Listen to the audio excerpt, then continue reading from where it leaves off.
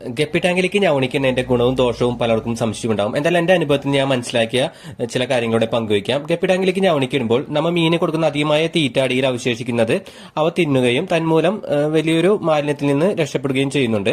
അതാണ് അതിന്റെ ഒരു ഗുണം. മറ്റൊരു ദോഷമെന്ന് ആൾക്ക് തോന്നുന്നത് മീനുകളെ പിടിക്കുന്നുണ്ടോ, കുഞ്ഞുങ്ങളെ തിന്നുമോ എന്നാണ്. എന്തായാലും ഇവർക്ക് ഓടിച്ചിട്ട് ചേസ് ചെയ്ത് പിടിക്കാൻ, മീനെ പിടിക്കാനുള്ള കഴിവില്ല.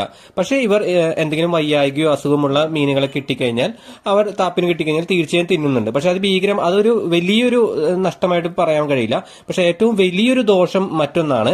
ഞാൻ അതിനെക്കുറിച്ച് പറയാം.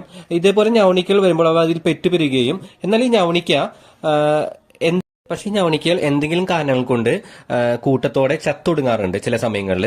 നമ്മളപ്പോൾ ടാങ്കുകൾ അധികമായി ശ്രദ്ധിച്ചില്ലെങ്കിൽ ഈ ഞവണിക്കൽ അടിയിൽ ചത്തളുകയും വളരെ പെട്ടെന്ന് തന്നെ മീൻ ടാങ്കിന്റെ വെള്ളമെല്ലാം നാശമാവുകയും മീനുകൾ കൂട്ടത്തോടെ ചത്തുപോവുകയും ചെയ്യും.